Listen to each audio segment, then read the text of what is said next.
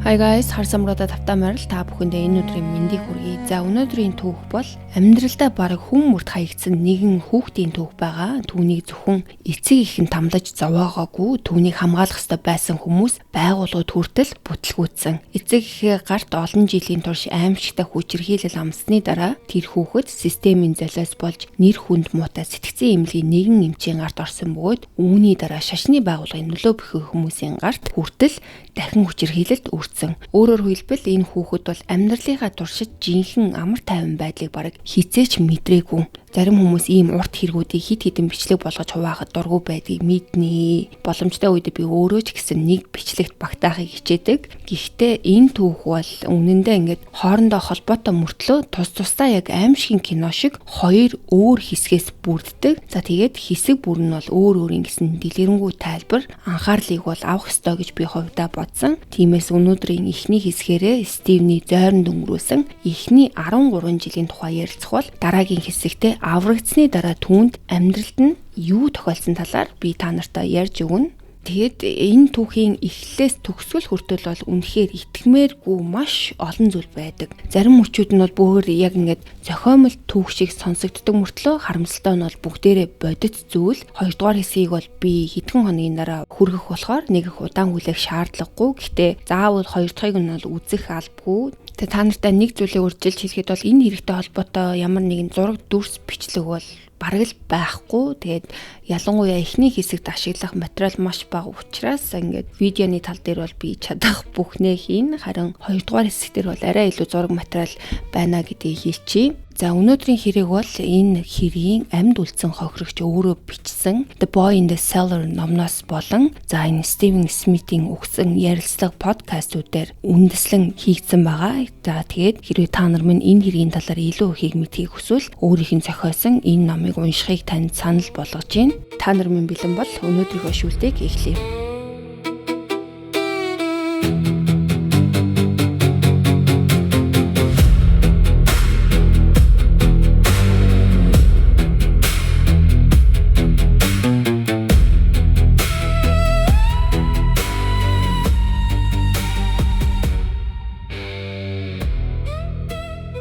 За энэ түүх бол Английн Норингем хотын Шервуд дүүрэгт байрлах энгийн нэгэн байшинд эхэлдэг. 60-аад оны үед болсон энэ явдлын үеэр уг байшин бол гаднаасаа харахад бүх байшинтай яг адилхан харагддаг. Тэнд амьдардаг гэр бүл нь ч гэсэн хөршүүдийнхээ нүдэнд бусад айлуудаас ялгарх зүйлгүй энгийн нэгэн гэр бүл байсан. Хүмүүс бол энэ газрын хажуугаар өдөр бүр алхаж өнгөрдөг байсан ч гэсэн тэдэнд бол хоёр дахь удаага эргэж харах шалтгаан байгаагүй. Яагаад тэгэхээр эдгээр жирийн мэд харагдах ханнуудын цаана ямар аимшигтай хар дарсан зүуд өрнөж байгааг тухайн үедээ хинэнч мэдээгүй. Харамсалтай нь бидэнд бол тэр хүүгийн эцэг эхийн талаар бол маш бага мэдээлэл байдаг. Тэд хүүдээ ямар аимшигтай зүйлс хийсэн тухай баримтууд үлдсэн ч гэсэн хувийн амьдралын талаар бол юу ч мэддэгддэггүй. Судалгаа хийхэд бол ээжийн нэр нь хүртэл бараг дурддагдаггүй. За миний олж мэдсэн сурвалжууд ч гэсэн түүний нэр байгаагүй. За харин аавынхын тухайд бол энэ хэргийн талаар бичигдсэн нэг ном нь түүнийг Альберт гэж нэрлсэн байдаг. За гэхдээ яг үүндээ бол би энэ хүний жинхэнэ нэр эсхийг нь бол мэдэхгүй. Магадгүй зүгээр л зохиолчийн ашигласан нэрч байж болно. Гэхдээ энэ түүхийнхээ туршид бол би түүнийг Альберт гэж дуудаад явна. За энэ Альберт бол зүгээр л мангас байсан. Би бол энэ хүнийг бол мангасаас өөрөөр юу гэж тодорхойлохоо мэдэхгүй байна. Үнэхээр аимшигтай хүн байсан бөгөөд хүүгийнхаа амьдралын эхний 13 жилийг тэр харанхуй зойронд өнгөрүүлэхэд хүргэсэн хүн. Гэхдээ яг төрөнгүүт нь тэр зойронд аваачсан уу? Яг хэдэн настайгаас эхэлж тэр зойронд хорих тухай бол мэдээл байхгүй. Яагаад тэгэхээр аав ээж нь бол мэдээж бид нэр хүүгээ тэдэн настай байхад нь энд зойронд байлгасан гэж хэлэхгүй. Хүүхэд өөрөө жоохон байсан учраас энэ бүгдийг санахгүй. За ингээд Альберт бол хүүгээ аз жаргал гэж юу болохыг хизээч мэдэхгүй байлгахыг хүсдэг байсан юм шиг санагдаг. Тэр хүү хайр халамж мэдрэхгүй, эрхчлөө гэж юу болохыг ойлгохгүй, өсөх ёстой гэж үздэг байсан ч байж магадгүй. Өвгөр ч зогсохгүй тэр хүүгээ байнга харгисаар зовоож, сэтгэл санааны аимшигтай дарамтнд байлгадаг байсан. За тэгвэл тэр зойронд хоригдсон хүүхдийн өдөр тутмын амьдрал ямар байсан бол? Юуны өмнө тэр зойр бол маш жижиг байсан. Мөн үргэлж хүйтэн, үргэлж харанхуй байдаг байсан. Дотор нь бол бараг хизээж дулаан, гэрэл гэж юуч байгаагүй. Тааснаас унжсан ганцхан гэрлийн чидэн байснаас гадна хуучин нүүрсний нүхээр багахан хэмжээний гэрэл орж ирдэг байсан. За энэ нүүрсний нүх гэдэг нь бол байшингийн гадна талаас нүүрсний агуулгах руу хүрдэг тусгай ийм зориултын онгорхой газар. Урд цагт бол хүмүүс нүүрсийг гараараа чирч оруулахын оронд шууд тэр нүхээр доошоо асгадаг байсан. За ингэж ажлаа хөнгөвчлөдөг байсан юм байна. Тэр хүүгийн хардаг цорын ганц байгалийн гэрэл нь бол яг энэ нүүрсний нүхээр орж ирдэг нарны гэрэл. Тэр нүүрэн дээр нар их ямар мэдрэмж төрдгийг, арьсан дээрээ борооны тусал унах ямар байдгийг, цасан дээр тоглож өвлийн баяр хөөргийг мэдрэх боломж бол түүнд хизээч олдож байгаагүй. Түүний хувьд эдгээр зүйлстэй хамгийн ойртож чаддаг мөч нь бол зөвхөн тэр нүүрсний нүхээр дамжин ирдэг тэр гэрэл байсан. Ховорхон үед нар маш хүчтэй тусаж тод шаргал туяанууд нүхээр орж ирж зойрын харанхуйг баг зэрэг гэрэлтүүлдэг байсан. За ийм зүйл болох үед бол хүү бол хамгийн ихээр баярлдаг байсан. Тэр гараа гэрлийн туяан дундуур оруулж арьсан дээрээ нарны дулааныг мэдрэхийг хичээдэг байсан. Яагаад тэгэхээр тэр зойр бол үргэлж хөлдөө шахуу ийм хүүтэн байдаг байсан. Заримдаа бүр түүний амьсгал хүртэл уур болж харагддаг байсан гэдэг. Харин тэр ховорхон гэрэлтэй мөчүүдэд хүү багч гисэн дулаацч чаддаг байсан байгаа. Нэг удаа бүр маш их цас ордог. Тэр цасны зарим хэсэг нүүрсний нүхээр дамжин зойр руу орж ирэхэд хүү тэр өдрийг жижигхэн цасан мангаснууд хийж тоглож өнгөрөөсөн. Эдгээр нь бол бидний хувьд өдөр тутмын энгийн зүйлс шиг санагддаг. Бид хүссэн үедээ гадагшаа гарч нар үзэж бороо мэдэрч цастай тоглож чаддаг. Гэхдээ энэ хүүхэд бол тийм эрхчлөө бол ерөөсөө идэлж байгаагүй. Түүнд бол яг л торонд хоригдсан амтэн шиг ханддаг байсан. Гэхдээ мэдээж хүү бол тэр үедээ өөрийгөө ийм зовж ийн гэдгийг бол ерөөсөө мэддэггүй. Яагаад тэгэхээр бага наснаасаа л ийм амьдралаар өссөн. Энэ хүү бол өөрийгөө хэдэн настайгаа хүртэл мэддэггүй байсан. Яагаад тэгэхээр хизээж төрсөн өдөр тэмдэглэж үзээгүй. Тэнд цаг байгаагүй. Цаг хугацааг тоолж мэдэх ямар ч арга байгаагүй. Баяр ёслол гэж юу болохыг ч мэдэхгүй. Яагаад тэгэхээр амьдралдаа нэг ч удаа ямар ч баярт оролцож байгаагүй. Хамгийн аимшигтай нь эцэг эхийн дээд давхурт баяруудаа тэмдэглэдэг байсан. За мэдээж ийм чийгтэй харанхуй тэгээ газар доорх өрөөнд бол олон төрлийн шавж байдаг байсан тодорхой. За ялангуяа бол аалзнууд бол маш их байдаг байсан. Гэхдээ бол хүү аалзнуудад бол дургу байгаагүй, харин ч эсэргээрээ тэд түүний найзууд байсан. Тэр бүр аалз бүрт нэр өгсөн. Миний ойлгосноор бол тэр аалзнуудыгаа бол ингээд төрлөөр нь л ангилдаг байсан юм шиг байгаа. Нэг төрлийн аалзнуудыг Артур, за өөр нэг төрлийн аалзыг Жорж гэж нэрлэдэг байсан. Тэнд бол хит хитэн Жорж байсан гэж хожим өөрөө дурсдаг. Гэхдээ түүний хамгийн дуртай аалз мөн хамгийн том аалз нь бол Пирер гэдэг нэртэй байсан. Хүү бол Пирертэй бол өдөр болго ярилцдаг. Түүнийг гар хөлөөрөө мүлхүүлэх дуртай. Бүр Пирерт хоол болгохын тулд ялаа барьж өгдөг байсан бөгөөд энэ нааз аажмаар түүний хамгийн сайн найз болдог. Магадгүй тэр хүүгийн амьдралд жинхэнэ нөхөрлийн мэдрэмж төрүүлсэн цорын ганц амьтан л байсан баг. Тэр бол Пирерт үнэхээр их хайртай байсан. Гэхдээ зойрон байдаг бүх аалзнууд бол түүнд таалагддаг байгаагүй. Нэг аалз байсан бөгөөд тэр аалзанд бол бүр огтхонч дургу байсан. Яагаад тэгэхээр тэр аалз бол байн хаан нэгтээс гарч ирээд хүүг айлгаж цочоодог байсан явдал байгаа.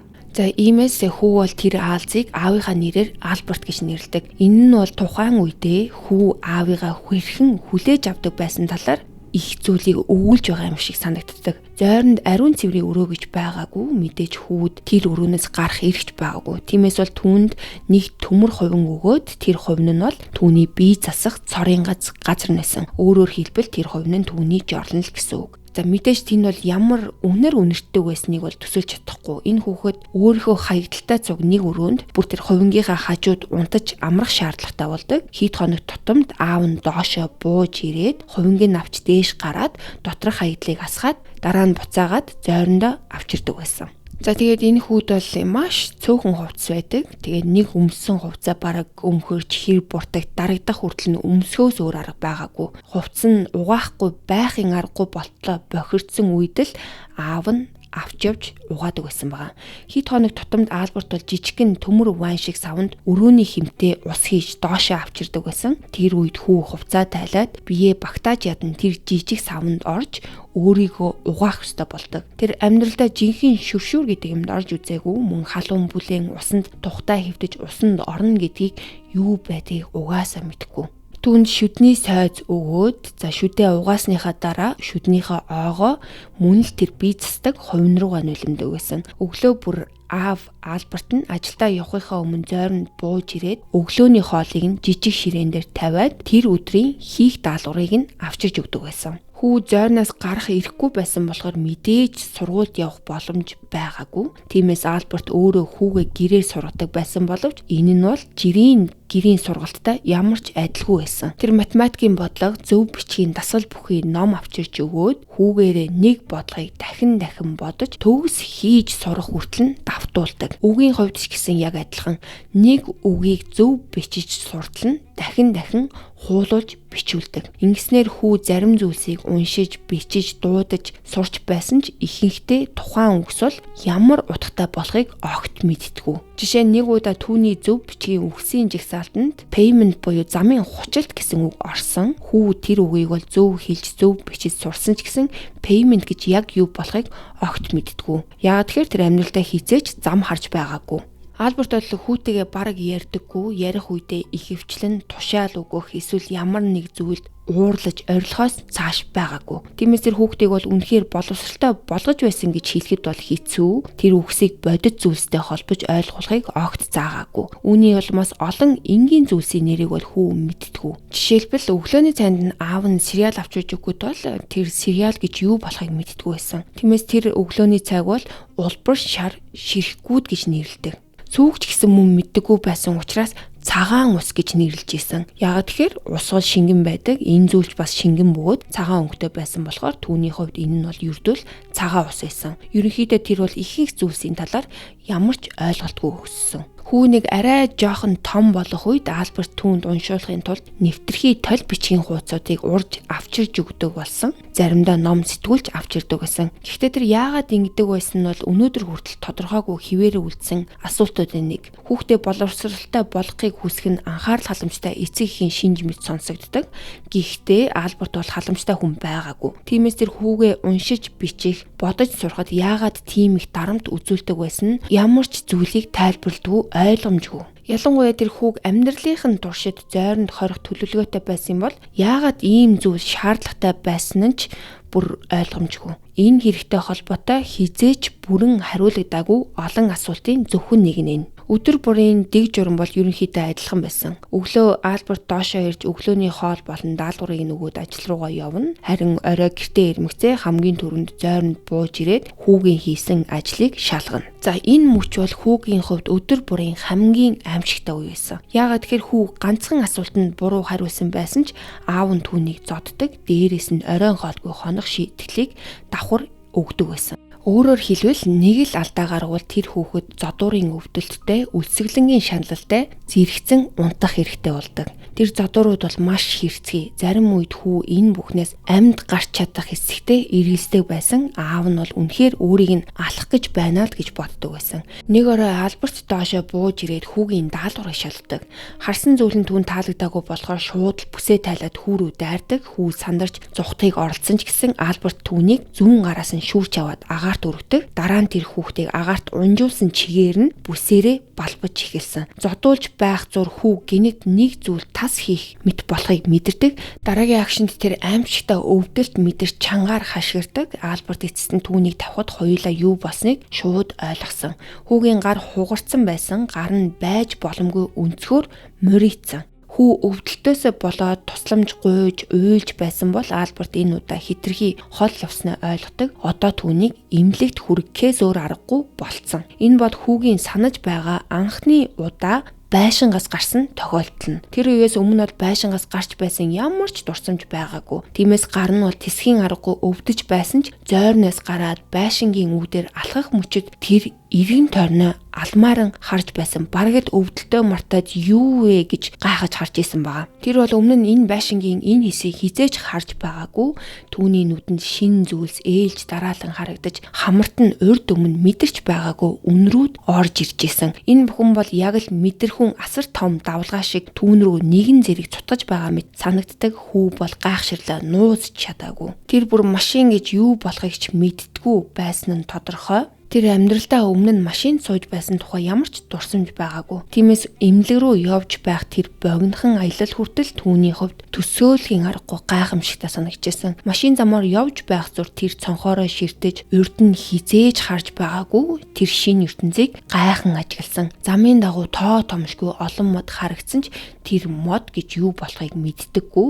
Гэхдээ тэр брокколи гэж юу болохыг мэддэг байсан. Амьдралдаа брокколи идэж үдсэн учраас түүний оюун санаа харсан зүйлээ танил зүйлтэйгээ холбохыг оролдчихсан. Ингээд түүний хувьд моднууд гэдэг бол зүгээр л аврах том, маш өндөр ургацсан брокколинууд харагдчихсан. Энэ нь бас тэр хүүхэд ааваасаа ямар их айдаг байсныг харуулдаг. Тэр модыг юу гэж нэрлэдгийг асуухыг ч зүрхлээгүй. Хэрвээ ямар нэгэн зүйл асуувал зодуулна гэдгээ сайн мэддэг байсан. Эмнэлэгт очихоосоо өмнө Альберт хүүд анхааруулга өгсөн. Тэр хүүд нэг ч үг хэлж болохгүй, бүх яриаг өөрөө хийн гэж хатуу сануулдаг. Яагаад тэгэхээр хүүгийн гар яагаад хугарсан талаар тайлбар зохиох шаардлагатай болсон. Удалгүй тэд эмнэлэгт ирдэг. Эмнэлгийн хаалгамаар ормогц хүү дахин гайхшралд автдаг. Түүний эрийн тойронд маш олон хүн байсан. Тэр хүүхдүүдийг, том барилгуудыг, тэр бүхэл эмнэлэг гэж юу болохыг тэр өдрөөс өмнө мэддэггүй байсан. Тэд бүртгэлийн хэсэгдэр очиход сувилагч Альбертаас өвчтний нэр болон насыг асуудаг. Тэгээд яг тэр мөчөд энэ хүүхэд амьдралдаа анх удаа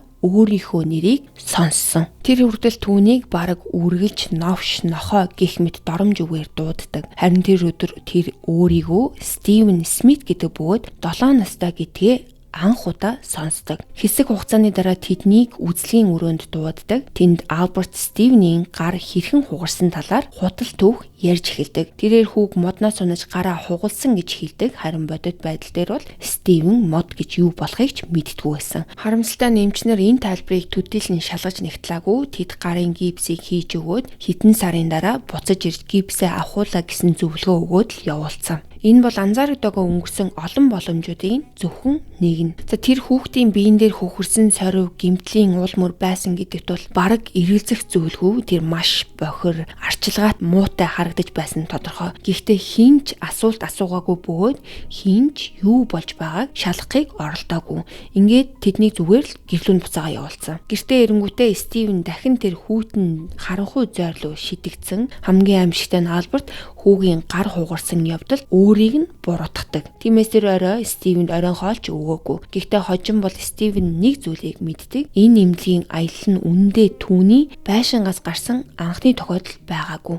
Тэрээр хожим эмнэлгийн бүртгэлүүдэд үзэхдээ нэг настайдаа сүргээ өвчнөөр өвчилж бүтэн 1 жилийн турш эмнэлэгт хэвтэж байсан гэдгээ олж мэдсэн. Мөн 2 настай байхдаа дахин эмнэлэгт хүргэгдсэн. Тэр удаад аав нь алхаар цохиж гавлын эсийг нь хугалсан байсан. Мэдээж эдгээр явдлууд Стивенд огтхон ч сандаггүй дурсамжууд тэр үед хитрхи балчир байсан учраас юу ч санахгүй үлдсэн. Хожим өгсөн нэг ярилцлагынхаа үеэр Стивен энэ талаар дурсдаг.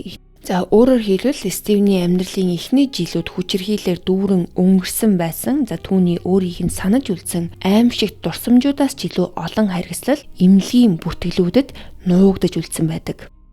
Альберт зойронд буух болгондоо бараг үргэлж арьсан хормогч өмссөн байдаг гэсэн. Тэр хормогчны урд талд нь урт маш хурц төмөр хайж бол байнга байдаг гэсэн. За тэрнээс нь бол Стивен бол туйлын их айдаг гэсэн. Яагаад тэгэхээр тэр нэг зүйлийг маш сайн мэддэг байсан. Хэрвээ Альберт тэр өдөр онцгой муухай ааштай байвал тэр хайчийг гаргаж ирж ашиглах магадлал нь өндөр. Тиймээс Стивен аавыгаа байнга ажигладаг байсан. Тэр нүднийхээ булангаар Альбертийн гар хаашаа хөдөлж байгааг харж хормогчны урд халаас руугаа гараа ойртуулах болгонд нь айдаст автдаг байсан. Учир нь тэр үед хайж гарч ирэх нь бараг тодорхой гэсэн үг. Нэг орой маш хүчтэй шуурга болдог. Салхи ширүүсэж адар бороо асгарч эхлэхэд бороо маш их орсны улмаас ус нүүрсний нүхээр дамжиж зойрлуу дусаж эхэлдэг. Стивний ор гэдэг бол яг уу жинхэнэ ор байгаагүй нь бол тодорхой. Гэхдээ зүгээр л нэг 50 маягийн зүйл дээр унтдаг байсан. За тэгээд тэр ор нь яг нүүрсний нүхний доор байдаг байсан баа. Мэдээж ор нь энэ борооны усанд бүрэн нордог. Тэр орой Альберт доошоо бууж ирж Стивний даалгаврыг шалгах үедээ нэвт норсон орыг хараад юу болсон талаар бодож ч үзэлгүйгээр шууд Стивнийг орондоо шээцэн гэж дүгнэдэг. Гэтэл тэр өдөр Стивен даалгаврынхаа хит хитэн бодлогыг мөн буруу хийсэн байсан. Энэ хоёр зүйл нийлээд Альбертыг бол зүгээр л галзууруулсан. Тэр шууд хормогчныхаа халааснаас сайжаа гаргаж ирээд Стивний араас хөөж эхэлдэг. Тэр зүгээр сүрдүүлээгүй. Тэр үнэхээр хүүгээ хутгалж гэмтэх гэжсэн. Стивен өрөөний дотор аль болох холдож хаачны хүрээнээс гарахыг оролддог. Аз болж тэр хэсэг хугацаанд Альбертаас зайгаа барьж чадсан бөгөөд хайч биед нь хүрээгүй. Гэтэл Альберт бол генет тактика өөрчлөлт эхэлдэг. Тэр хаачаа яг л хутгах шийдэж байгаа юм шиг Стивен рүү шийдсэн. Стивен зөнгөөрөө нүрээ хамгаалахын тулд гараа өргөсөн бөгөөд хаач шууд гарын дундуур нэвт орцсон. Хожим Стивен тэр мөчийг дурсахдаа хаачны төмөр яс руу нь үргэлдэх мэдрэмжийг хүртэл мэдэрсэн гэж ярьдаг. Тэр шоконд орсон байдалтай гараа ширтгэд хайчийг гарынх нь голоор цухууж исэн. Тэр юу хийхээ мэдэхгүй зогсож байхад харин Альберт юу хийсэн гэж юуны өмнө тэр Стивнийг өөрийг нь ингэж уурлуулсан гэж буруутгадаг. Дараа нь тэр хайчийг гарнаас нь хүчтэй сугалж гаргаад шархыг нь зүгээр жижиг зураас юм шиг боогоод өнгөрсөн. Гэхдээ энэ нь бол ерөөсөө жижиг шарх байгаагүй. Шархнаас бол маш их цус гарч байсан учраас дахин шин болт давхарлах шаардлагатай болсон. Альберт бол энэ удаа Стивнийг эмнэлэгт аваачаагүй. Яагаад гэхээр ийм хайч хүүхдийн гарны дундуур яаж нэвт орсныг тайлбарлах бол шалтгаан олдоогүй л байх л та. Тиймээс тэр хүүгээ зүгээр л өөрөөр нь идгэхээр орхицсон. Гэхдээ бол энэ нь хайчтай холбоотой цорын ганц халдлага байгаагүй. Өөр нэг удаа Стивен Тони нэг бодлогыг буруу бодсон. Ердөө л нэг бодлого. Гэхдээ энэ нь Альбертыг дахин галзууртал нь уурлуулахад хангалттай. Тэр дахин хайчаа гаргаж ирээд Стивний араас зойроор хөөж эхэлдэг. Энэ удаа бүр цээж рүү нутгалахыг оролдсон. Стивен ухарсаар булан шахагдаад яахаа мэдэхгүй болцсон. За эцсийн мөчөд тэр хайчны ирийг гараараа шүүрч авсан. Гэтэл Альберт бол гинт маш хүчтэй ухрааж татсан. Хайчны ир Стивний гарын махыг зүсэж жижиг хурууг нь бараг бүхэлд нь таслах шахсан гэдэг. Мөн л өмнөхтэй адил Альберт түүнийг эмнэлэгт хүргээгүй. Ийм гэмтлийг угаасаа тайлбарлахад амаргүй байх байсан учраас тэр шархыг нь боогоод өөрөөр нь идэгтэл нь орхицсан. Альберт бол зөвхөн зодож гэмтээдэг хүн байгаагүй. Заримдаа тэр Стивнийг зориуд сэтгэл зүйн хувьд тарчлагдаг байсан. Нэг удаа тэр өглөөний цай болгон үргэлж хийдэг шигээ сериал авчирж өгдөг. Стивен бараг өдөр бүр өглөөний цайндаа сериалууд иддэг байсан бөгөөд өөр хоол идэж байсан эсгэн ч гэсэн тодорхойгүй. Гэхдээ нэг өдөр эхний халбагыг амсмагц ямар нэг зүйл буруу байгааг ойлгодог. Түүний нэрлэгээр цагаан ус буюу сүүн муудсан байсан. Сүүн муухай амттай байснаас гадна эвгүй үнэртэй харагдах байдал нь хэвийн биш байсан. Гашилдсан зүйл гэсэн үг. Тиймээс Стивен аягтаа сериалаа ширээн дээр үлдээгээд тэр өдрийг өглөөний хоолгүй өнгөрөөдөг. Оройн Альберт гэртээ ирээд урдын адил хамгийн түрүүнд зойронд бууж ирээд Стивний даалгаврыг шалгахаар ордог. Яагаад тэгэхээр Стивен оройн хоол идэх эрхтэй эсэх нь даалгаврын үр дүнгээс шалтгаалдаг. Гэтэл Альберт ширээн дээр үлдсэн идээгүй сериалыг хараад шууд уурлаж галзуурдаг. Тэр Стивен аягандах бүх сериалыг үлдэгдэлгүй идхийг тушаадаг. Стивен бол ерөөсөө эцэгтэй бараг хизээч сүрж ярьдаггүй. Үндэ бараг юу ч ярьдаг байгаагүй. Ямар ч зүйл хийсэн, орилж эсвэл задуулдаг байсан учраас тэр аль болох чимээгүй байхыг хичээдэг. Гэхдээ энэ удаа тэр үнэхээр тэр сериалыг идхийг хүсээгүй. Тиймээс тэр бүх айцаа даван байж зориг гарган ердөө 3 үгийг хэлдэг. Амт нь сонирн байна. Тэр ердөө л ийм зүйл хэлсэн. Гэхдээ энэ 3 үгийг хэлсэн төдийд л мэдээж тэр маш хүнд шийтгэлийг амсдаг. Эхлээд Альберт түүнийг зоддог. Дараа нь тэр муудсан сүвтэй сериалыг аягны ёроол хүртэл үлдээлгүй идхийг хүчээр шаардсан. Стивен бөөлжихгүй тулд хамаг хүчээрээ тэмцэж байсан ч гэсэн идэхээс өөр арга байгаагүй. Тэр бүр ус уугаад амтыг нь дарахыг оролдсон боловч Альберт түүнд ус хүртэл өгөөгүй. Ингээд Стивен муудсан сүвтэй сериалыг бөөлжгүй арай ядан даран байж ямар ч ус хүчээр идэж дуусгах хэрэгтэй болсон. Өөр нэг удаа Стивен Тони бодлогоо буруу хийснийхээ төлөө дахин аимшигтай шийтгэлийг амссан. Тэр өдөр Альберт буцалж байсан халуун цайг Стивний толгой дээгүүр асгадаг. Халуун цай түүний толгой, хүзүү, мөрөөр урсан доошилж маш хүнд түлэгдэлт үүсгдэг. Толгойн арьс болон мөрөн дээр нь том цэврүү гарч удаан хугацаанд өвдөж зовоосон. Үнэндээ энэ хүүхдийн амьдралын өдөр бүр там шиг өнгөрдөг байсан. Өглөө сэрхээс эхлээд орой унтах хүртэл түүний амьдрал айдас, үсгэлэн, өвдөлт доромжлол шийтгэлээр дүүрэн байсан. Тэгээд энэ дэлхий дээрх түүний цорын ганц найз нь Пирер нэртэй Аалз. Стивен Пирертэй ярилцдаг байсныг өмнө нь хэлсэн. Тэр өөрийн бодол, санаа, айдас, гуниг мэдрэмжээ Пирерт бүгдийг нь ярьдаг байсан. Өөрөөр хэлбэл энэ хүүхэд амьдралдаа сэтгэлээ уудалж ярьж болох ганцхан найзтай байсан нь аалз байсан. Энэ нь бол үнэхээр сэтгэл эмтрэм, жаахан хүүхэд бүх дэлхий дээр ганцж хүнтэй нөхөрлөж чадалгүй, сэтгэлээ ярьж чадалгүй өсөөд аалзыг хамгийн дотны найзаа гэж үздэг байсан. Мэдээж хүн яаж хүүхэдтэй ингэж харьцаж чаддаг вэ? Ялангуяа өөрийнхөө хүүхдийг ийм бодол бол өөрийн ирэхгүй бодогддог. Гэхдээ хэдий ч Стивен бол аажмаар нэг зүйлд дуртай болж эхэлдэг. Тэр нь зураг зурх байсан. Сургуульд ашигладаг өнгийн харандаа, тосон харандаануудыг ашиглан төрөл бүрийн зураг зурдаг байсан бөгөөд энэ нь түүний цөөхөн зүхтах арга замуудынх нь нэг болдог. Түүний зургийн ихэнх нь бол мангаснууд байсан гэдэг. Мэдээж энэ нь санамсаргүй зүйл байгаагүй. Тэр аавыгаа бодит амьдрал дээр байдаг жинхэнэ мангас гэж хардаг байсан учраас л мангаснууд нь ихэвчлэн Альбертаас санаа авсан дөрүүд байсан.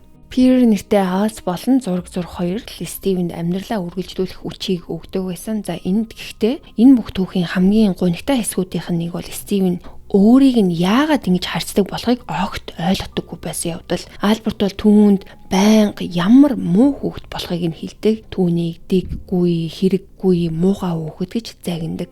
Гэхдээ Стивен өөрөөсөө үргэлж нэг л зүйлийг асуудаг байсан. Би яг юу хийцэн бэ? Тэр ийм амьдралаар амьдрах ёстой хэмжээнд ямар буруу зүйл хийснээ ойлгож чаддаггүй байсан. Хожим Стивен жоохон том болоход Альберт нэг шийдвэрээ гаргадаг. Одоо өөрийнхөө хувинг өөрөө асгаж сурна гэж. Өмнө нь хэлсэнчлэн нөгөө Стивений жорлон болгож ашигладаг байсан хувингийнхаа хаягдлыг асгахыг хэлээд байгаа. Альберт Стивенийг одоо хангалттай том болсон өөрөө хийж чадна гэж үзсэн. Яг хэдэн настай байсан нь тодорхойгүй ч гэсэн тухайн үед ойролцоогоор 7-оос 10 насны хооронд байсан байх магадлалтай гэж ярьдаг. Гэхдээ Стивен энэ мэдээг сонсоод үнэндээ маш их баярлсан. Яагаад тэгэхээр энэ хэд хоног тутамд зойрноос гарах боломж олгоно гэсэн үг. Тэр ердөө хэдхэн минут байсан ч гэсэн гаднах ертөнцийг харах боломжтой болох гэж байсан нь. Түүний хувьд энэ нь эрх чөлөөний маш жижигхэн амт байсан. Нэг өдөр Альберт түүнд хувингаа аваад араасаа дагахыг тушаадаг. Стивен хувингаа өргөөд шат өгсөн гарч амьдралдаа урд нь харж байгаагүй байшингийн хэсгүүдээр дамжиж алхдаг. Дараа нь тэд арын хаалгаар гараад хашаа руу очдог. Стивен бол тэр бүхнийг гайхан харж ирсэн. Тэр байшингийн шинэ өргөөнүүдийг, амьдралдаа анх удаа арын хашааг, ургамлуудыг, моднуудыг харсан. Альберт түүнийг хашааны захад байдаг гадаах жолн руу дагуулж очдог. За бараг л одоо манай Монголын бол модон жорлон шиг юм. Альберт түүнд хувингийн хаягдлыг асгаад дараа нь олсыг татаж усаа урсгахыг зааж өгсөн. Тэр өдрөөс эхлэн хувингаа асгах ажил нь Стивений үүрэг болсон. Ингэснээр хэд хоног тутамд тэр хитгэн минут ч гэсэн зойрноосоо гараад цэвэр агаарыг амьсгалж чаддаг болсон. Түүний амьдралд хүлээх зүйл маш цөөхөн байсан бөгөөд энэ нь бол бараг ганцхан баяр баясгалан. Гэвч мэдээж Альберт бол үүнийг ч гэсэн зүгээр өнгөрөөгөөгүй. Тэр Стивен таалагддаг ямар ч зүйлийг үзэн яддаг мэт байсан. Хожим Альберт Стивенийг тэр гадаах жорлонд тогтмол түгжиж эхэлдэг. Заримдаа бүр хитэн цагаар, заримдаа бүр бүтэн өдөржин. Магадгүй Стивен энэ жижигхэн эрх чөлөөнд дуртай болж байгааг мэдэрсэн бах. Тиймээс тэр үүнийг ч гэсэн айдас болгон хувирахаар шийдсэн юм шиг. Нэг удаа Стивен хувингаа асгахаар гадаах жорлонд ордог. Гэтэл Альберт хаалгыг нь гаднаас нь түгжсэн. Тэр шөнө Стивен тэр жижигхэн жорлонд бүхэл шүнжэнгөө хоригддог. Гадаа маш хүтэн, дээрээс нь тэр шөнө бороотой байсан. Гэхдээ хинч тоогоогүй. Тэд хүүхдээ зүгээр л тэр жижигхэн байгууламж дотор шүнжэнгөө орхисон. Маргааш өглөө нь Стивен сэрэхэд хаалганы түгжээ тайлагдах чимээ сонсогддог. Тиймээс тэр аав нь ирж суллах гэж байна гэж бодсон. Гэтэл юу ч болоогүй. Хаалга онгоогоогүй, хинч дотгошоо орж ирээгүй. Стивен юу хийхээ мэдэхгүй байсан. Тэр зүгээр л гараад явчихж болох байсан ч айж исэн. Магадгүй энэ нь бас нэгэн урх байж мэднэ гэж боддог. Үнэндээ энэ нь урх байсан. Тиймээс Стивен хаалганы аман дээр зогсон юу болохыг хүлээжсэн. Гэтэл гинэт Альберт хаалгыг савж онгоолгоод чанга дуугаар нохоогоо тавь гэж хашгирдаг. Тэр үед бол аль хэдийнэ өглөө болж гадаа маш хурц гэрэлтэй болсон. Стивен амьдралынхаа ихэнх хугацааг харанхуй зойронд өнгөрөөсөн учраас нүд нь бол нарны гэрэлд маш мэдрэмтгий байсан тэр үедээ. Тиймээс хаалгаар гарч ирэх тэр мөчөд нарны хурц гэрэл түүнийг хэсэгхэн хугацаанд бараг сохлох шахсан. Тэр нарны гэрэлд нүдэ онилган хаашаа явхаа сайн мэдгүй, харж чадахгүй бүдрэн гарч иж байтал Альберт араас нь дайраад толгойн ар хэсэг рүү хүчтэй цохиж эхэлсэн. Альберт толгойн арлуун цогсоор байсан ч гэсэн Стивен ямар нэгэн байдлаар босож чадсан. Дараа нь тэр эргэж чаралгүй аль болох хурдан зойрлууга гүйж орсон. Гэхдээ энэ явдал бол нэг удаагийн зүйл байгаагүй. Стивен хувингаа асахаар гарах бүртээ энэ удаа гадаах жордон түгжигдэх болов эсвэл зүгээр өнгөрөх болов гэдгийг хизээж мэддэггүй. Хожим тэр энэ талаар ярихдаа гадаах жордон нь бараг 2 дахь гэр шиг нь болцсон гэж хэлсэн. Харамсалтай нь тэр 2 дахь гэрэнч гэсэн бас айдас шийтгэл ганцаардлаар дүүрэн газар. Харин Стивен арай том болох үед магадгүй 9 эсвэл 10 настай орчимдоо зойрноос нууцаар гарах талаар бодож эхэлсэн. Тэр үед эцэг их нь өдрийн цагаар ажил хийдэг байсан болохоор гэр эзгүй үлдэх гардаг байсан. Тиймээс тэдийн ажилдаа явсны дараа Стивен хаалга руу очиж шалгадаг болсон. Магадгүй өнөөдөр түгжгээ мартсан байж магадгүй гэж найдаж хүлээдэг. Гэхдээ бараг хизээч ийм зүйл тохиолддоггүй байсан. Тиймээс тэр өөр аргыг бодож эхэлсэн. Зойрны хаалганы гадна талд нь түгжээ байдаг байсан болохоор Стивен бол дотроос нь онгойлгох арга олохыг хичээж эхэлсэн. Тэр хаалгыг дахин сэгсэж, дөргиож ямар нэгэн байдлаар түгжээг мултлахыг оролддог. Ингэж олон удаа оролцсны эцэст нэг өдөр аз таардаг. Гинэт түгжээ мултраад хаалга онгоцсон. Стивен бол шууд гарчгүйгээгүй. Харин ч эсэргээрээ тэр бол маш болгоомжтой хандсан. Энэ бүх амьдралынхаа туршид тэр хиндэж идэхэ болцсон байсан. Тиймээс энэ нь бас нэг өрх байж магадгүй гэж бодсон. Тэр хаалгыг жаахан түлхэж онгоолгоод гаднаас нь шагаасан. За эргэн тойронд бол хинч харагдаагүй. Тэгэхээр нь тэр аажмаар зойрноос гарч ирдэг. Энэ бол түүний амьдралдаа анх удаа зойрноос ганцаараа гарч иж байгаа мөчн байсан. Мэдээж айж байсан нь тодорхой. Хэрвээ баригдвал ямар аимшигтай шийтгэл хүлээж байгааг тэр бол бүр сайн мэдчихсэн. Гэхдээ сониуч зан үсгэлэн хоёр нь айцсаас нь хүчтэй байсан. Тэр байшингаар аажмаар явж эхэлдэг. Удалгүй тэр хоолны агуулх өрөөг олсон. Тэгээд хаалгыг онгоолгоод доторхыг нь хараад бараг юу байгаад нь итгээгүй. Тэрийгээр дүүрэн хоол, маш их хоол. Энэ нь Стивнийг зориуд үлсгдэг байсны бас нэг баталгаа. Тэд бол хоолгүй ядуу айл байгаагүй. Тэдэнд хангалттай бүр их хэмжээний хоол байдаг гэсэн. Зүгээр л Стивэнд өгдөггүй байсан байгаа. Стивен агуулх руу орж янз бүрийн хоол авч үзэж эхэлдэг. Тэр юм бүрийг сонирхон харж, амсаж үзэж эхэлсэн. Тэр үедээ л тэр цагаан үсийг үнэндээ сүү гэдэг болохыг олж мэдсэн. Тэр үргэлж улбар шар ширэхгүй буюу сериал дээрээ хийдэг байсан цагаан шингэнийг хараад хайрцаган дээр бичсэн milk гэдэг үгийг уншсан. Ингээд тэр анх удаа сүү гэдэг нэрийг нь ингэж мэдсэн. Мөн тэр бяслаг, талах, маасал жигнэмэгч идсэн. Тэр зүгээр л гараараа бүгдийг нь л хамж идчихсэн байгаа. Яагаад тэгэхээр мэдээж амар хүссэн байсан. Стивен бол хизээж хангалттай хоол идэж үзээгүй, харжиж байгаагүй. Тиймээс цадсан мэдрэмж гэдэг бол юу болохыг ч мэддэггүй байсан. Дараа дахиж хизээ ингэж нууцаар гарч ирэхээ мэдгүй байсан учраас тэр бол аль болох их итгийг хичээдэг. Тэгтэл нэг зүйл түүний анхаарлыг татдаг. Тэр нь юу гэж? Үндэг. Стивен бол хизээж үндэг харж байгаагүй. Тиймээс тэр нэг үндэг аваад сонирхож ажиллаж эхэлдэг. Гартаа эргүүлж харна, сэгсэрч үзнэ, ямар зүйл болохыг нь ойлгохыг оролдож эхэлдэг. Гэтэл үндгийг шалгаж байхдаа санамсаргүйгээр гараасаа алдчихдаг. Үндэг шалан дээр унаад мэдээж хаагардаг. Тэгэхэд Стивен тэр дотроос гарч ирсэн зүйл рүү бүр алмаарч ширтдэг. Хожим тэр үүнийг голдоо улбар шар цийхтэй нус шиг харагдсан гэж дүрсэлсэн байдаг. Тэгэд энийг айгүй гайхаж хараад тэр шингэн зүйлийг амсаж үзсэн. Бараг ямар ч амт байгаагүй үнэрлэж үзсэн. Тиймээс тэр улам сонирхож эхэлсэн. Яг юу хараад байгаагаа ойлгохыг хичээсэн. Сониуч зан нь дийлээд дахиад нэг үндгийг хагалдаг. Дараа нь дахиад нэгийг. Тэр зүгээр л өмнө нь хизээж харж байгаагүй энэ зүйлээ ойлгохыг хичээжсэн. Гэвч ингэж байсаар цаг хугацааг мартцсан. Юу болж байгааг анзаарахгүй байсаар агуулгын өрөөг нилээд замбраагүй болгоцсон хоол хүнс энд тэндгүү хагарсан үндэг шалан дээр гэтэл гинэт тэр урд хаалга онгогч юм сонсдог. Эцэг их нь гэртээ ирцнээ нь. Стивен шууд сандардаг тэр аль болох хурдан зарим хоолнуудыг буцааж тавих гэж оролддог. Гартаа байсан зүйлээ шүүрэн авч агуулх руу буцаан шидчихсэн. Гэхдээ түүнд ямар ч цаг байгаагүй. Тиймээс тэр эргэж харалгүйгээр зойрлууга гүйж орсон. Доошоо буугаад хаалгаа хааж юу ч болоогүй мэд дүр эсэхийг оролцсон. Гэхдээ мэдээч энэ үед бол бүх зүйл оройтсон байсан. Эцэг их нь гэрт орж ирээд агуулгын өрөөнд үүссэн эмх замбраагүй байдлыг харангуйтаа юу болсныг шууд ойлгодог. Хагарсан өндөгнүүд энд тэнд тараасан хоол хүнсийг хараад тэд Стивен зойрноос гарсан гэдгийг мэдсэн бөгөөд удалгүй Альберт ууралсандаа галзуурсан хүн шиг зойрын хаалгыг саван онгоолгож орж ирээд бүсээрээ балбаж эхэлсэн. Тэр Стивнийг хулгайж харах хэмээн орилж доромжилж байсан энэ явдлын дараа хүүг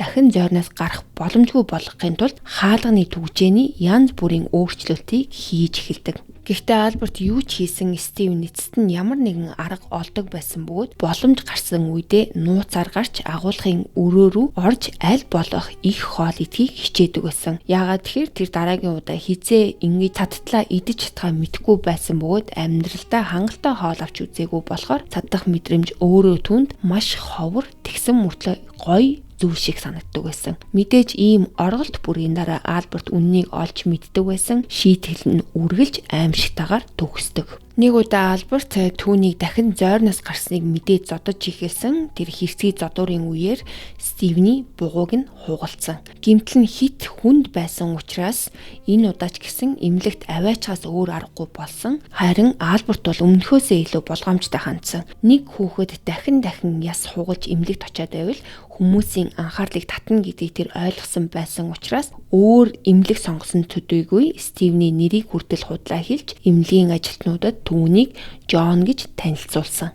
Тэр уул мөрөө баллахыг оролдож байсан ч харамсалтай нь бол энэ удаа ч гэсэн хинч сэжиг аваагүй. Хинч Стивнийг ганцаарнгийн ярилцлаганд оруулаагүй, хинч түүнээс гэмтлүүдийн талаар асуугаагүй бөгөөд эмчилгээ хийсний дараа түүнийг дахин Альбертийн асрамжинд буцаагаад өгсөн. Үндэ хэсэг бол үнэхээр итгэмээргүй санагддаг. Байнгын хугарсан яс, хөөхөрсөн сорив, айцтай зан байдал, бохир хувцас гээд хүчирхийллийн бараг бүхий л шинж тэмдэг байсан нь ойлгомжтой байсан ч гэсэн хинч юу ч асуугаагүй. За тэгээд энэ бүх хугацаанд бол Стивен жинхэнэ тайтгарл өгдөг хоёрхан зүйл нь бол миний өмнө нь хийсэн Пирер гэдэг нэртэй Аалз, нөгөө нь бол зураг зурх байсан. Зураг зурх нь бол түүний хувьд бодит амьдралаас төрхөн зуурч гэсэн зүхтах цорын ганц арга зам нь байсан. Өдөр өнгөрөх тусам түүний ур чадвар сайжирч байсан ч тэр нэг зүйлийг бол маш сайн мэддэг байсан. Хэрвээ Альберт зургуудыг нь олвол асуудал болно. Яагаад гэхээр Стивен баяр баясгалан өгдөг бүх зүйл Альбертийн хувьд хороотой зүйл. Тиймээс Стивен зурсан бүтээлүүдээ ширээний модон хэсгийн жижиг завсар дотор нуудаг байсан. Хэсэг хугацаанд энэ арга нь ажилласан боловч нэг өдөр Альберт зойрноос гарах гэж байхдаа завсраас цухуулсан цааснуудыг олж харсан. Тэр зургуудыг нэг нэгээр нь сугалж гарган маш анхааралтай харж эхлэхэд Стивен хамгийн муу зүйл өөрийгөө бэлдэж байсан ч гинтийн зүйл болдог. Альберт анх удаага Стивнийг магтаж зургууд нь сайн болсон гэж хэлээд бүр чи ёстой жинхэнэ зураач юм байна гэж магтсан. Тэр богинохон мөчөд Стивен үнэхээр бахархлыг мэдэрч магадгүй анх удаа аав нь өөрөөр нь бахархаж байна гэж бодсон боловч энэ мэдрэмж бол ердөө хэдхэн секунд үргэлжилдэг. Альберт бүх зургуудыг тэрч аваад нүдэн дээр нь жижиг хэсэг болгож урж хаяад ингээд Стивен тэр дороо бодит байдал руугаа эргэж ирдэг. Үннийг хэлэхэд Альберт ямар нэгэн шалтгаанаар Стивнийг үдсэн яддаг байсан юм шиг надад санагдсан. Стивен аз жаргалтай байгаа шинж тэмдэглэл гарвал тэр даруйд нь устгахыг хүсдэг байсан. Хүүгийн амьдралд гарч ирсэн өчүүхэн ч гэсэн баяр баясгалан тэр хизээч удаан оршин тогтнохыг зөвшөөрдөг байсан. Хүний эцэг юм байж яагаад зүгээр л ийм fucked up mindтай байгаа байхгүй юу? За харин энэ бүх хугацаанд ээж нь хаана байсан бэ гэсэн асуулт гарч ирнэ. Үндэ бол тэр зойронд бараг ордоггүй байсан. Ховорхон орж ирсэн үедээ ч бараг юу ч ярьдаггүй. Тэр зүгээр л хоолыг нь ширээн дээр тавиад буцаад гардаг байсан. Миний мэдхээр бол Стивнийг биеэрээ хүчирхийлж байсан баримт байдаггүй ч гэсэн хайр халамж өрөвч сэтгэл үзүүлсэн гих шинж тэмдэгч гэсэн байгаагүй. Тэр Стивентэй үндэ зүгээр л бараг ярьдаггүй байсан байгаа. Энэ ээж аав хоёрын хооронд яг ямар харилцаа байсан нь бол өнөөдөр хүртэл тодорхойгүй хിവэрээ. Ээж нь өөрөө хүчирхийлэлд өртдөг байсан уу? Эсвэл бүхнийг мэдсээр байж юу ч хийгээгүй юу гэдгийг бид мэдэхгүй. Гэхдээ өмнөх хэрэгүүдээс хараад авахд бол энэ ээж бол мэдтгэл байсан, зүгээр тоодоггүй л байсан баг. Стивен заримдаа бол дээд давхраас тэдний яриаг сонсдог байсан ч гэсэн амьдрал нь ямар байдгийг ойлгох ямар ч боломж байгаагүй. Харин цаг хугацаа өнгөрөх тусам тэр өөр төрлийн дуу хоолойнуудыг сонсож эхэлдэг. Тэд хүүхдүүдийн дуу шиг сонсогддог байсан. За өмнө нь иймэрхүү зүйл сонссон мэт санагдаж байсан ч гэсэн өөрийгөө зүгээр л андуурч ийн эсвэл мөрөөдөж байгаа юм байна л гэж боддог. Гэхдээ дээд давхурд үнэхээр хүүхдүүд байсан бөгөөд Стивен өөрөөсөө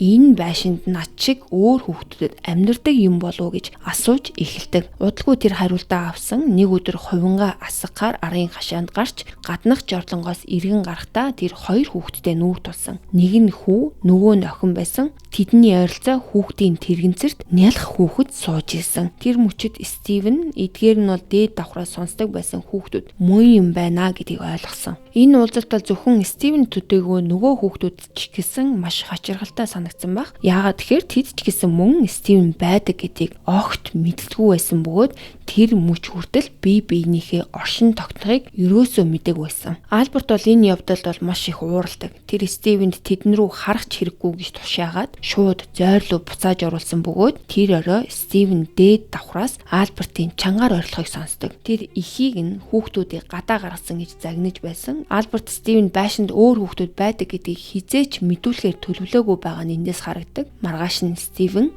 ердийн хөрөө зойрондоо сууж байтал хаалга тогших сулхан чимээ сонсогддог. Эхэндээ тэр очихоосоо айдаг. Яагаад тэгэхээр Альбертийн бас нэгэн уурх байж магадгүй л гэж бодсон. Гэхдээ тогшилт үргэлжилсээр байсан бөгөөд удалгүй хүүхдийн хоолоогоор сайн уу гэсэн үг сонсогддог. Стивен аажмаар шатны дээд тал руу ойртон маш болгоомжтойгоор сайн уу гэж хариулдаг. Гэтэл хаалганы нөгөө талаас хүүхэд миний нэрийг Андрю гэдэг, би чамайг миний ах байж магадгүй гэж бодож байна.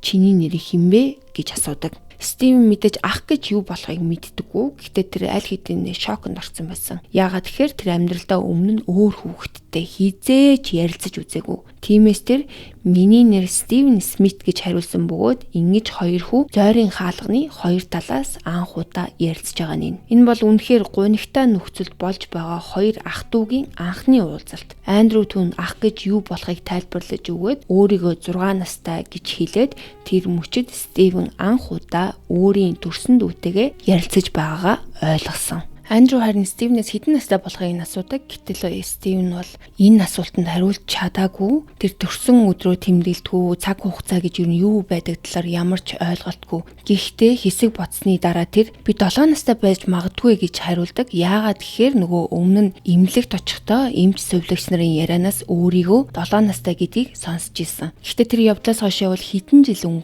өнгөрснийг Стивен өөрөө ч мэдэхгүй. Андрю түүний хариултыг сонсоод энэ боломжгүй. Яагаад гэхээр Андрю өөрөө 6 настай байсан бөгөөд хэрвээ Стивен үнэхээр 7 настай байсан бол өөрөөс нь ердөө 1 насаар ах байх ёстой. Гэтэл Андрюгийн хувьд бол Стивен түүнээс хамаагүй том харагдчихсан байна. Тиймээс тэр Стивенийг 7-оос илүү настай байх ёстой гэж тайлбарладаг. Яг хэдэн настай байсныг бол бид нэр өнөөдөр ч мэдэхгүй. Гэхдээ энэ үед Стивен ойролцоогоор 10 настай дөхөж байсан болоо да гэж таамаглагдаг. Андрю цааш нь нөгөө хоёр хүүхдийн талаар ярьдаг. Тэр охиныг Джейн гэдэг 4 настай, харин хүүхдийн тэрэгцэр сууж байсан нялх хүүхдийн нэр бол Билли. Ингээд Стивен анх удаа өөрийн ах дүү нарын нэрийг мэдэж авсан. Дараа нь Андрю нэг асуулт асуусан бөгөөд энэ нь Стивений олон жилийн турш өөрөөсөө асууж байсан асуулт. Яагаад аав чамайг зойронд амьдруулт юм бэ? Энэ асуултыг сонсоод Стивен бол үнэхээр гунигалдаг. Яагаад тэгэхээр тэр өөрөө ч гэсэн хариултыг мэддэггүй байсан. Тиймээс тэр ердөөл би мэдэхгүй гэж хариулсан. Энэ төрлийн нууц яриануд бол дараагийн өдрүүдэд хэд хэдэн удаа үргэлжилдэг. Заримдаа Джейн хүртэл ирж хаалганы цаанаас ярилцдаг байсан. Мэдээж Стивен ах дүү нартайгаа ярилцаж байгаадаа баяртай байсан. Амьдралдаа анх удаа өөртөө нь ойролцоо насны хүүхдүүдтэй ярилцаж, инээж,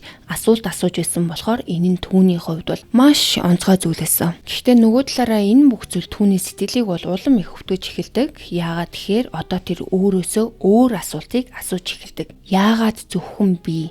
Хэрвээ 4 хүүхэд бүгд зойронд хоригдож байсан бол Стивен эцэгийнхээ зүгээр л хүүхдүүдийг үзен яддаг муу хүмүүс гэж бодох байсан бах. Гэхдээ бодит байдал бол өөр. Одоо тэр үүрт нь 3 ах дүү байдгийг мэдсэн. Тэд бүгд дээд давхарт амьдардаг. Тэд гэрийн бусад хэсгээр чөлөөтөө явж болдог байсан. Харин зөвхөн Стивен л бүх амьдралаа зойронд өнгөрөөж байгаа нь түүний уурыг хүртэл хүргэдэг. Энэ бодол түүний дотор улам бүр хоримтлагдаж ирсэн бөгөөд эцэст нь тэр яагаад гэдгийг асуухаар шийддэг. Тэр зориг гаргахаар болсон. Тэгээд ээжээсээ асуундаа гэд дотроо бодсон байдаг. Нэг өдөр ээж нь Стивенд хоол авчирж өгөхөөр зойронд орж ирдэг. За энэ ээжийнх нь энэ зойронд орж ирэх нь бол өөрөө маш ховор зүйл байсан. Тэр орж ирээд урдын адал юу ч хийлэлгүй тавхтай хоолыг ширээн дээр тавьдаг. Дараа нь эргэж шат руу алхаж эхэлдэг. Яг тэр мөчид Стивен гинэт чанга дуугаар яагаад намайг зойрон байлгаад байгаа юм бэ? Энэ асуулт бол ээжийг нь бүрэн гайхшруулдаг. Тэр эргэж Стивен рүү хараад бараг хөдөлгөөнгүй болдог. Тэр шоконд орсон мэт харагдсан. Харин Стивен нэгэнт ихэлсэн болохоор зогсож чадаагүй. Тэр олон жилийн турш дотроо хадгалсан бүх зүйлээ ярьж эхэлдэг. Тэр яагаад Джейн, Андрю, Билли 3 дээд давхарт амьдардаг мөртлөө өөрөө зойрон хоригддог болохыг асуусан. Яагаад аав нь байнга зоддог байхад ээж нь юу ч хийдэггүй болохыг асуусан. Тэр бүр гэр бүлийнхэнтэйгээ хамт дээд давхарт амьдрах боломж олгооч гэж гуйж хэрвээ тэд түүнд зойрноос гарч бусадтай адил амьдрах ганцхан боломж өгөө сайн хүүхэд болж ямар ч асуудал гарахгүй гэж амладаг. Энэ хэсэг бол үнэхээр зүрх өвтгөм. Яагаад тэгэхээр Стивен бол ямар нэгэн онцгой зүйл хүсээгүй, эрхчлөө шаардаагүй, зүхтах тухайч яриаггүй, ердөөл бусад хүүхдүүдийн адил гэр бүлийгээ хамт амьдрах боломж хүссэн. Нэгэнт ярьж ихсний дараа тэр зогсож чаддаггүй олон жилийн турш цээж дотроо хадгалсан өвдөлт, гуниг, асуулт бүхнээ нэг дор гаргаж ихсэн бөгөөд хожимд урсахдаа тэр үедээ бүрэн итгэлтэй биш байсан ч ээжийнхээ нүдэнд нулимс цэйлэгнэж нэг мөчөд гараараа арчиж байхыг харсан мэт санагдсан гэж хэлдэг. Гэсэн ч ихэнх хугацаанд ээж нь бол зүгээр л чимээгүй зогсон, урагшаа ширтэж байсан бөгөөд ямар ч тайлбар өгөөгүй, ямар ч асуултанд хариулаагүй, ямар ч амлалт хэлээгүй. Эцэст нь Стивен ярьж дуусгаад ээж нь ганцж үг хэлэлгүй эргэж хараад гараад явцсан.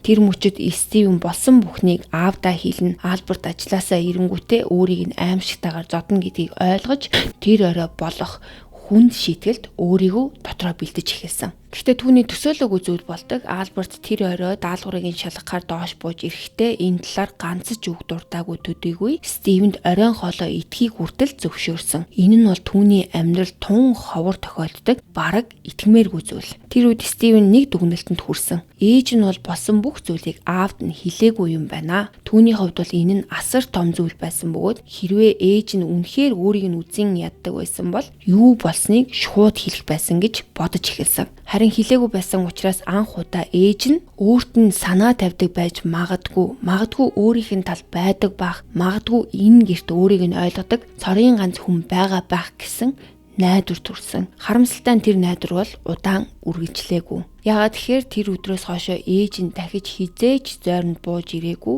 Үнэн дээр Стивен түүнийг дахиж хизээж хараагүй.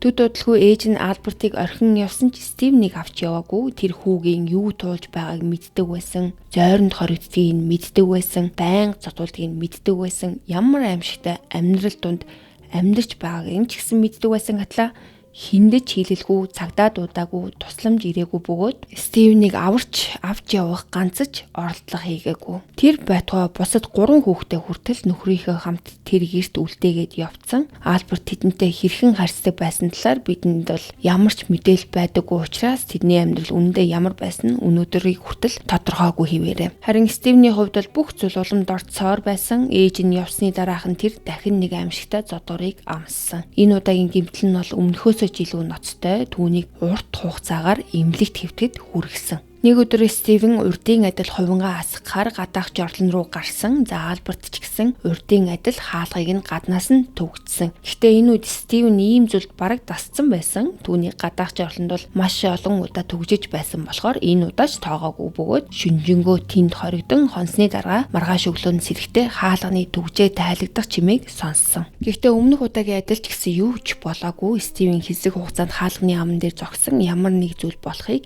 хин нэгэн гарч ирэхийг эсвэл ямар нэгэн урьх ихэлхийг хүлээсэн ч гэсэн юу ч болоогүй. Тэгэхээр тэр хаалгыг маш болгоомжтойгоор жоохон онгоолгоод дахин хүлээдэг. Дахиад юу ч болоогүй. Дараа нь арай илүү түлхэж онгоолгоод дахиад хүлээдэг. Гэсэн ч орчим тойрон нам гүм хിവэрэ байсан болохоор эцэст нь хаалгыг бүрэн онгоолгоод гадаах жорлонгоос маш болгоомжтой хідэн алхам гардаг. За яг тэр мөчөд бол Альберт дайрдаг. Тэр урдын адил чангаар нохоогоо тавь гэж орилсон боловч энэ удаа зөвхөн гараараа дайраагүй түүний гарт төмөр хурц байсан бөгөөд тэр хурцээрээ Стивнийг цохиж эхэлдэг. Цохилтууд маш хүчтэй байсан бөгөөд Стивен эцэст нь ухаан алдаж унсан. Дараа нь болсон зүйлсийн талаар Стивен бол юу ч сандаггүй. Түүний дараагийн дурсамж бол эмнэлгийн орон дээр хөвтөж байсан мөч байсан бөгөөд тэр бүх биеэрээ боолттой толгоо нь манарсан байдалтай сэрсэн. Мэдээж нүдэ нэгэд хамгийн түрүүнд харсан хүн нь түүний аав Альберт байсан. Гэхдээ энэ нь халамжтай аав хүүхдээ сахиж байсныг биш, харин Стивен эмнэлгийн ажилтнууд ямар нэгэн зүйл ярьчихвэ гэж айсан учраас. Үндэ Стивен нүдэ найсан даруйдал Альберт чихэнд нь ойртон занал хийж эхэлдэг. Тэр амаа хамхиж байхыг бүх яриаг өөрөөр нь хийлгэгийг тушааж хэрвээ ямар нэгэн зүйл хийлвэл юу болохыг сануулсан. Энэ удаад Альберт эмчнэрт шал өөр тайлбарыг өгдөг. Тэр Стивен болон ах トゥ нар нь гадаа тоглож байгаад Стивен майхны төмөр гадсан дээр халтарч унсан гэж хэлдэг. Үннийг хэлэхэд бол энэ тайлбар зүгээр л ямар ч утгагүй санагддаг. Хүүхэд төмөр хүрзээр зодуулж ухаан алдсан байхад хийсэн тайлбар нь майхны гадсан дээр унсан гэсэн үлгэр. Энэ удаагийн гэмтэл өмнөхөөсөө илүү ноцтой байсан учраас Стивен хэд хоног эмнэлэгт хэвтэх шаардлагатай болдог. Харин Альберт эмнэлэгт өдөр шөнөгүй хамт байж чадахгүй байсан учраас зөвхөн уулзалтын цагаар ирдэг байсан. Уулзалтын цаг болох үрд Альберт бол зүгээр хамгийн гоё цэвэрхэн хувцас өмсөж ирж санаа зовсон эцэг эхийн дүр эсэгдэг. Эмнэлгийн ажилтнуудын нүдэнд бол тэр халамжтай аав мэт харагдаж байсан ч тэдний мэддэггүй зүйл нь бол Альберт ажилтнууд байхгүй үед Стивний чихэнд байнга занал хийлэл шивндэг байсан. Тэр Стивен үннийг ярьчихгүй гэж туйлын их айдаг байсан учраас эмнэлгийн хүмүүсийг байхгүй болох мөч бүрийг ашиглаж айлгаж сүрдүүлдэг байсан. За мэдээж Стивний толгойд бол үннийг хэлэх тухай бодол орж ирдэг. Энэ нь магадгүй түүний амьдралдаа анх удаа аврагдах боломж байсан ч байж магадгүй. Гэхдээ тэр хитрхи айж байсан учраас юу ч хэлж чадаагүй. Гэсэн ч энэ эмнэлгийн хугацаа Стивний хувьд бараг амралтчиг санагдсан. Сувилагч нар түүнд маш сайхан ханддаг. Тэдэнд их хүний халамжийг зүйл байсан бөгөөд Стив өмнө нь хизээж тийм халуун дулаан харилцаа мэдэрч үзээгүй. Тэр өдөрт 3 удаа жинхэнэ хоол иддэг. Мөн амьдралдаа анх удаа зарим гэдэг зүйлийг идэж үзсэн. Гэхдээ хамгийн сайхан зүйл нь бол хоол байгаагүй. Хамгийн сайхан зүйл нь тэр хүйтэн харанхуй зойронд хоригдоогүй байсан тэр явдал. Тэр өглөө сэрэх бүрдээ айдастай амьдрах шаардлагагүй болсон. Харамсалтай нь энэ бүх бол үрд үргэлжлэхгүй. Стивний хамгийн их айж байсан өдөр эцэст нь ирдэг. Шархнууд нь ихэнхдээ эдгэрсэн байсан учраас эмнэлгээс гаргах шийдвэр гаргасан бөгөөд ингэснээр тэр дахин өөрийг нь хүчирхийлдэг. Хүний гар руу буцаж очсон. Гэртээ ирмэгцээ урдын айдас шууд зойрлуу шидэгдсэн бөгөөд бүх зүйл хуучнаараа үргэлжилдэг. Гэхдээ гэртээ буцаж ирсээс хойш удалгүй Альберт Стивнийг сэтгцэн эмчэд үзүүлэхээр авч явдаг. Үннийг хэлэхэд бол тэр яагаад ийм зүйл хийснийг хинч сайн мэддэггүй. Энэ санааг эмнэлгийн ажилтнууд гаргасан уу? Эсвэл Альберт өөрөө шийдсэн үү? Энэ нь бол одоо хүртэл ойлгомжгүй зүйл нэг. Яагаад тэгэхээр Альберт бүх наснаараа Стивен үннийг хэн нэгэнд ярьчихгүй гэж айж байсан. Ямар ч байсан тэр Стивнийг бол сэтгцэн эмнэлэг рүү авч очсон бөгөөд тэнд Стивен анх удаага доктор Робинсон гэх сэтгцэн эмчтэй уулздаг. Доктор Робинсон Стивентэй ганцаарчлан уулзахыг хүссэн бөгөөд энэ нь бол мэдээж Альбертад огтхонч таалагдаагүй. Тэр өрөөнд хамт байхыг хүсэж баггүй эсэргүүцэл үзүүлсэн ч эцэст нь зөвшөөрөхөөс өөр аргагүй болдог. Анхны уулзалтын үеэр доктор Робинсон Стивнийг бол маш ухаантай хүүхэд болохыг бараг тэр дорн анзаарсан. Тэр хит хитэн энгийн сорил хийж үзэхэд Стивен бол насандаа баймгүй сэргэлэн хурдан сэтгэдэг хүүхэд болох нь илэрхий болдог. Мөн яг энэ уулзалтын үеэр Стивен өөрийгөө 12 настай гэдгээ анх удаага мэдсэн. Доктор Робинсон түүнээс зураг зурж өгөхийг хүссэн бөгөөд Стивний зургуудыг хараад түүнийг зөвхөн маш ухаалаг төдийгүй маш авьяастай хүүхэд гэдгийг ойлгодог. Гэхдээ үүнээс ч тодорхой нэг зүйл байсан нь энэ хүүхэд гэртээ хүчирхийлэл өртөж байгаа явдал байсан. Эхэндээ Стивен бол мэдээж нээлттэй яриаггүй. Гэхдээ доктор Робинсон баг багаар асууж итгэлийг нь олж чадсанаар эцэст нь Стивен амаа нээдэг. Тэгээд нэгэнт ярьж эхэлсний дараа бол зогсож чадаагүй. Тэр бүх амьдралаа зойронд өнгөрүүлсэн тухайгаа ярьсан, байнга зодуулдаг тухайгаа ч гэсэн ярьж өдөр бүр өлсөж заримдаа огт хоолгүй хонох үе байсан тухайгаа ярьсан. Мөн бие засахын тулд зойронд байдаг хувин ашиглах шаардлагатай болтгоо арын хашаандах гадаах жорлонд олон цагаар заримдаа бүтэн шөнөөр төгжигдөх тухайгаа бүгдийг нэг бүрчлэнгүү ярьсан. Энэ хугацаанд бол доктор Робинсон юу ч таслалгүй тэмдэглэл хөтөлж байсан. За Стивен бол олон жилийн турш хүнд ч хэлж байгаагүй бүх зүйлээ анх удаага хүнд ярьж байгаа нь энэ. Эцэст тэр аимшигтай түүхээ дуусгахад доктор Робинсон зүгээр л өнөөдөр хангалттай гэж хэлээд уулзалтыг дуусгацсан. Дараа нь Стивнийг буцаад Альбертад хүргэж өгсөн. Энэ үед Стивен бол үнэхээр гайхдаг. Тэр саяхан амьдралынхаа хамгийн аимшигтай нууцуудыг дийлгэж аав нь өөрт нь юу хийдэг байсан тухай бүгдийг ярьсан бахад өөрийг нь яагаад буцаагаад тэр хүний асрамжинд өгч байгаа юм бэ гэдгийг ойлгоогүй. Мөн тэр маш их айж байсан. Харин Альберт өөрийг нь эмчид юу ярьсныг мэдчихвэл маш том асуудал болно гэдгийг тэр мэдчихсэн. Удалгүй Альберт түүнээс чи эмчид юу гэж хэлсэн гэж асуудаг. Гэтэл Стивен өөрийгөө барьж юу ч хэлээгүй гэж хариулсан. Тэр доктор Робинсонтой болсон бүх яриагаа нууц хിവэр үлдээдэг. Ингээд тэд гэртээ буцаж ирсэн бөгөөд амьдрал бол хуучин хിവэндээ үргэлжилдэг. Зодуур үргэлжилсэн, өлсгөлэн үргэлжилсэн, гадаах жорлон төгжигдэх шийтгэлүүд ч гэсэн үргэлжилж байсан. Удалгүй Альберт түүнийг дахин доктор Робинсон дээр авчирсан бөгөөд хоёр дахь уулзалт ч эхнийгтэйгээ бараг адилхан болсон.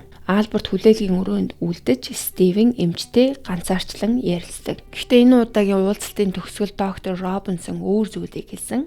Тэрээр эмдгийн өөр нэг ахлах эмч өөрөөс нь дээгүүр албан тушаалтай хүн Альберт болон Стивен хоёрыг хамттан уулзахыг хүсэж байгаа гэж хэлээд хоёулангийн нэг өрөөнд оруулдаг. Тэгээд тэр ахлах эмч Альбертрыг шууд хараад би чамаас хүүгээ зодохой болохыг хүсэж байна гэж хэлдэг. Яг тэр мөчид Альберт Стивен бүх үнийг ярьсан гэдгийг ойлгосон. Харин Стивений хувьд бол тэр мөч жинхэнэ хар дарсан зүуд болж хувирсан. Яагаад гэхээр одоо аав нь түүнийг бүх нууцаа хэлсэн гэдгийг мэдсэн.